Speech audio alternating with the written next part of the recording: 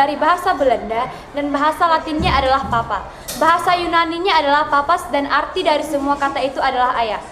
Sejatinya Paus adalah uskup Roma yang menjadi pemimpin Gereja Katolik di seluruh dunia.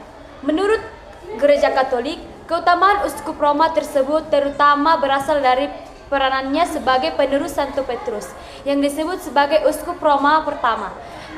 Petrus sendiri mendapatkan keutamaannya dari Yesus sendiri, yaitu saat ia memberikan kunci kerajaan surga dan kuasa untuk mengikat dan melepaskan serta menamainya batu karang, dan di atasnya gereja akan didirikan. Ada 266 paus di dunia, dan paus kita saat ini adalah Paus Fransiskus yang terpilih pada tanggal 13 Maret 2013. Dalam kapasitasnya sebagai pemimpin spiritual, jabatan dan pemerintahan paus disebut sebagai kepausan atau pontifikat. Sementara yurisdiksi tahta episkopal paus disebut tahta suci atau tahta apostolik. Lalu dalam kapasitasnya sebagai pemimpin sekuler, paus merupakan kepala negara dari negara Kota Vatikan, sebuah negara berdaulat yang seluruh wilayahnya terkurung di dalam kota Roma, Italia. Berdasarkan tradisi suci, tahta apostolik Roma didirikan oleh Rasul Petrus dan Paulus. Tahta kepausan merupakan salah satu lembaga yang paling bertahan lama di dunia dan telah menjadi suatu bagian penting dalam sejarah dunia. Para paus pada zaman kuno membantu dalam hal penyebaran kekristenan dan penyelesaian berbagai perselisihan doktrinal. Pada abad pertengahan, mereka memainkan suatu peranan dalam kepentingan sekuler di Eropa Barat, biasanya bertindak sebagai penengah atau arbiter di antara para penguasa monarki Kristen. Pada zaman modern, selain menyebarkan iman dan doktrin Kristen, paus terlibat dalam diekumenisme di dalam dialog karya sosial pembelaan terhadap hak asasi manusia. Dalam Gereja Katolik, sosok paus merupakan seorang penerus dari Santo Petrus untuk memimpin Gereja Katolik di dunia, yang dimana Tuhan sendiri menugaskan Santo Petrus untuk memimpin umatnya ketika dirinya tidak berada di dunia. Selain itu, seorang paus juga dianggap sebagai pemersatu bagi umat Gereja Katolik di dunia. Paus memutuskan posisi gereja dalam berbagai isu. Ia memiliki wewenang untuk menyelenggarakan konsili ekumenis, yaitu pertemuan umum yang memutuskan kebijakan gereja. Paus juga menunjukkan pendeta yang disebut uskup dan menugaskan mereka ke wilayah yang disebut keuskupan. Seorang uskup bertanggung jawab atas semua gereja Katolik dalam keuskupannya. Paus dianggap sebagai salah satu orang yang paling berpengaruh di dunia karena pengaruh budaya dan diplomatik yang dimilikinya. Pada beberapa periode tertentu, para paus yang awalnya tidak memiliki kekuasaan sekuler mengumpulkan suatu kekuasaan besar yang mampu menandingi kekuasaan para penguasa sekuler. Namun dalam beberapa abad terakhir, para paus secara bertahap dipaksa untuk melepaskan kekuasaan temporal kepausan, dan saat ini jabatan pontifikat utamanya lebih berfokus pada persoalan keagamaan. Oleh karena demikian, kekuasaan paus sebagai pemimpin spiritual semakin tegas dinyatakan beberapa abad terakhir ini, yang berpuncak pada tahun 1870. Dengan dikeluarkannya pertanyaan dogma infalibilitas paus untuk kesempatan yang sangat jarang ketika paus berbicara secara eksentedra atau yang disebut dari tahta saat mengeluarkan suatu definisi format terkait iman atau moral. Uskup adalah pemimpin rohani dalam hierarki gereja Kristen, terutama dalam tradisi Katolik, Ortodoks, dan beberapa denominasi Protestan. Uskup memiliki wewenang untuk mengawasi sejumlah gereja dan jemaat dalam wilayah tertentu, yang disebut keuskupan atau keparokian. Dalam Gereja Katolik, uskup diangkat oleh paus dan biasanya dipilih berdasarkan kualifikasi iman, moralitas, serta pengalaman pelayanan yang panjang. Seorang uskup memiliki peran penting dalam menjaga dan meneruskan tradisi serta ajaran gereja di tingkat regional. Berikut ini garis besar perkembangan sejarah uskup. Yang pertama, masa gereja perdana abad pertama sampai ketiga, para rasul awalnya menabiskan pemimpin lokal yang kemudian disebut uskup untuk memimpin komunitas Kristen di kota-kota besar. Pada masa ini, struktur kepemimpinan gereja mulai terbentuk dengan uskup sebagai pemimpin tertinggi di wilayahnya, dibantu oleh para imam atau presbiter dan diakon. Yang kedua, awal konsolidasi dan konsili ekumenis abad keempat sampai 5. Ketika kekristenan menjadi agama resmi Kekaisaran Romawi pada abad keempat, kedudukan uskup semakin kuat. Dalam konsili Nicea 325 Masehi yang merupakan konsili ekumenis pertama, peran uskup ditegaskan dan uskup-uskup dari berbagai wilayah berkumpul untuk menentukan doktrin resmi gereja. Yang ketiga, abad pertengahan abad 6 sampai 15. Dalam masa ini, jabatan uskup berkembang lebih jauh, terutama di Eropa. Banyak uskup memiliki kekuasaan tidak hanya secara rohani, tetapi juga secara politis. Beberapa uskup bahkan menjadi bangsawan atau penguasa wilayah, mengelola tanah dan sumber daya yang luas. Yang keempat, reformasi Protestan atau abad yang ke-16. Pada abad ke-16, reformasi Protestan mengakibatkan perpecahan dalam gereja barat. Beberapa denominasi Protestan menolak struktur uskup dan mengadopsi model kepemimpinan yang lebih desentralisasi, seperti presbiterianisme. Yang kelima, Konsili Trente dan konsolidasi Katolik abad 16 sampai 17. Setelah reformasi, Gereja Katolik mengadakan Konsili Trente 1545 sampai 1563 yang menegaskan kembali peran uskup dan imam serta menetapkan reformasi dalam pendidikan dan kehidupan uskup. Yang terakhir, abad modern dan Konsili Vatikan Kedua abad ke-20. Konsili Vatikan Kedua atau 1962 sampai 1965 menekankan kembali peran uskup sebagai gembala umat dan memperkuat prinsip kolegialitas, yaitu kerjasama antar paus dan para uskup dalam kepemimpinan gereja. Saat ini, uskup memiliki peran sentral dalam gereja Katolik, Ortodoks, Anglikan, dan beberapa denominasi lainnya. Mereka dianggap sebagai penerus para rasul dan memiliki wewenang dalam menahbiskan, mengajar, serta memimpin komunitas Kristen di wilayah mereka. Tugas seorang uskup meliputi beberapa aspek utama dalam kehidupan rohani dan administratif gereja. Berikut adalah beberapa tugas penting seorang uskup. Yang pertama, menjaga kemurnian iman dan ajaran gereja. Uskup bertanggung jawab untuk memastikan ajaran yang disampaikan kepada umat sesuai dengan doktrin gereja dan tradisi. Uskup juga memberikan arahan tentang iman dan moral kepada para iman dan umat di keuskupannya. Yang kedua, memimpin liturgi.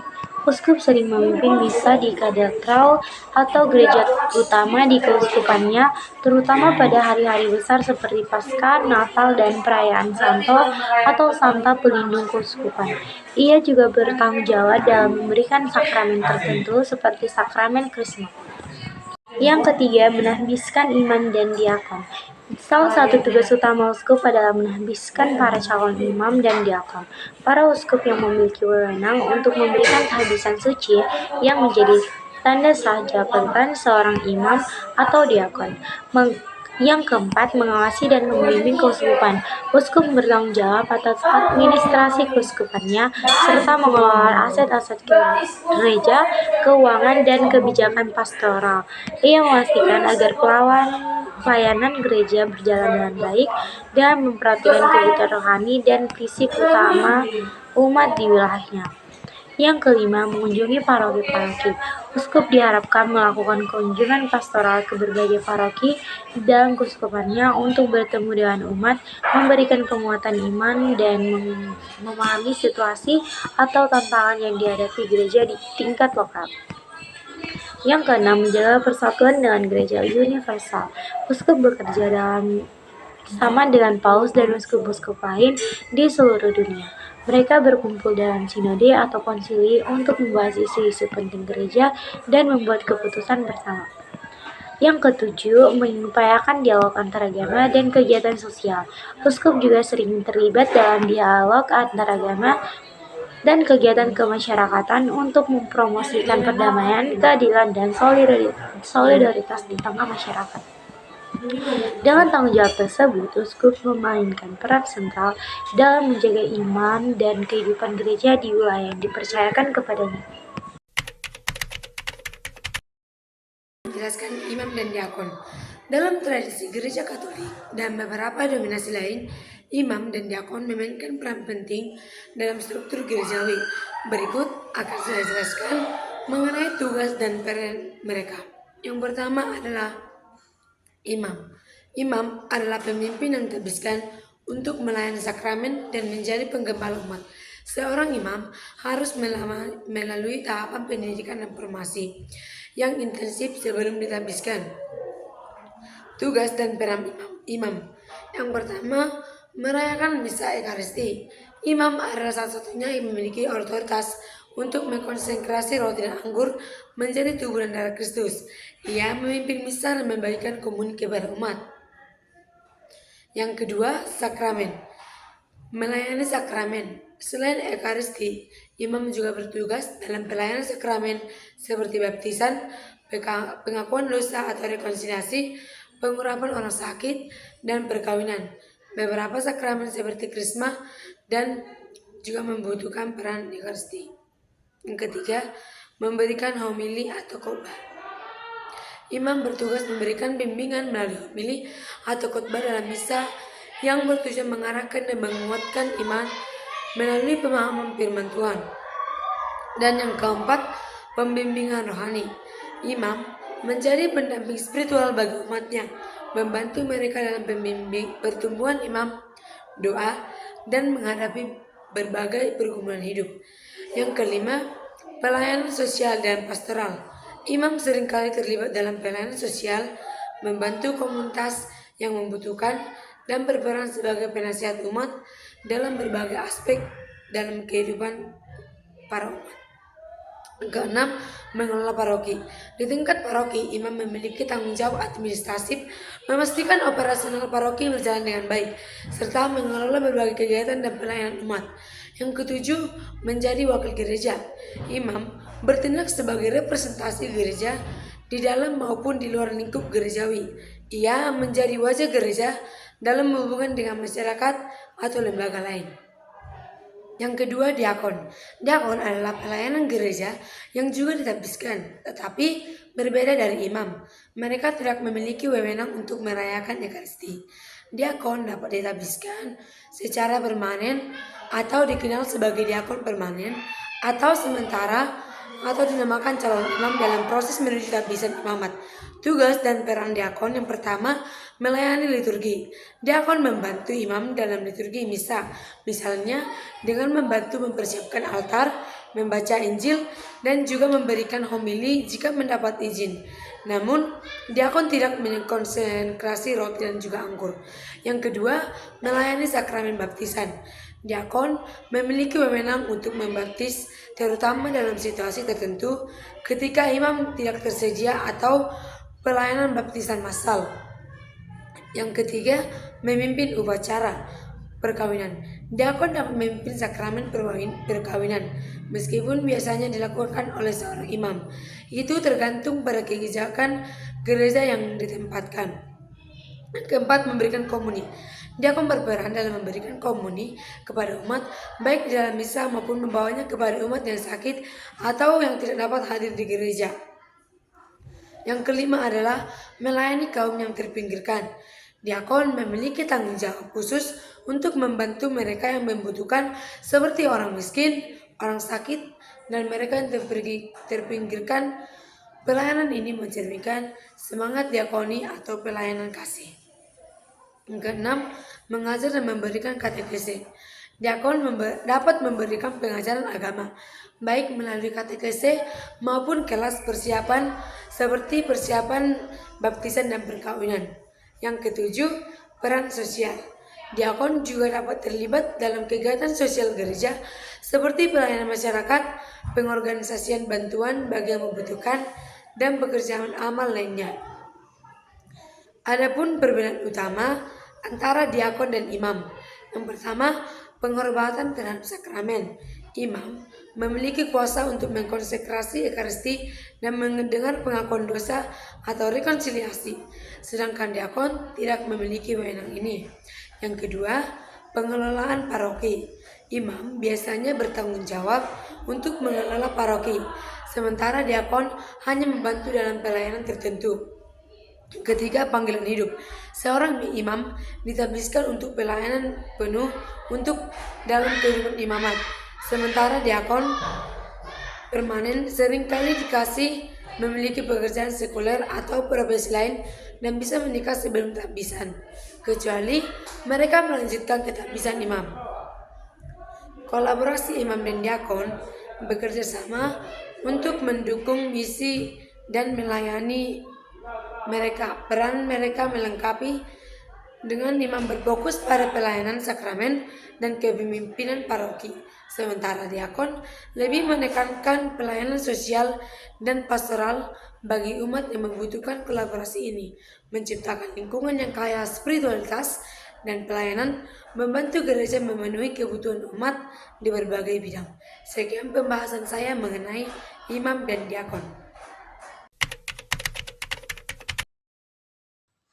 Halo semua, di sini saya akan menjelaskan apa itu biarawan dan biarawati di dalam Gereja Katolik. Dalam Gereja Katolik, biarawan dan biarawati adalah orang-orang yang memilih untuk hidup dalam kaul kekal atau janji untuk menjalani kehidupan yang lebih mendalam dalam iman, dengan mengikuti jejak Kristus melalui kehidupan religius.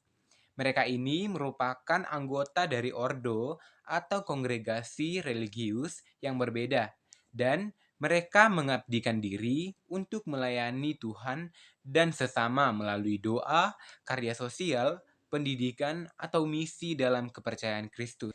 Biarawan adalah para pria yang memilih untuk hidup dalam kehidupan religius, seringkali dengan mengambil 3 kaul, yaitu yang pertama, kaul kemiskinan, yang kedua, kaul kemurnian, dan yang ketiga, kaul ketaatan.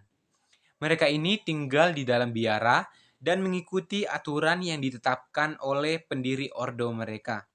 Misalnya, dalam ordo Fransiskan atau ordo Benediktin, kehidupan mereka berfokus pada doa, pekerjaan, dan kontemplasi. Sedangkan biarawati adalah wanita yang juga hidup dengan kaul-kaul serupa, seperti kaul kemiskinan, kaul kemurnian, dan kaul ketaatan.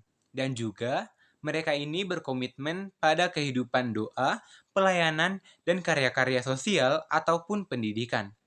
Mereka tinggal di biara atau rumah kongregasi, dan banyak yang terlibat dalam pekerjaan sosial, seperti merawat orang sakit, mengajar di sekolah, atau mengelola lembaga-lembaga amal. Teman-teman semua perlu mengetahui, secara umum, baik biarawan maupun biarawati, semuanya berperan penting dalam kehidupan gereja Katolik dengan hidup mengabdikan diri secara total kepada Tuhan dan untuk melayani sesama. Mereka ini memberikan contoh pengabdian dalam hidup yang lebih sederhana dan penuh doa, memberikan dampak positif dalam masyarakat melalui pelayanan dan karya-karya kehidupan dalam iman mereka.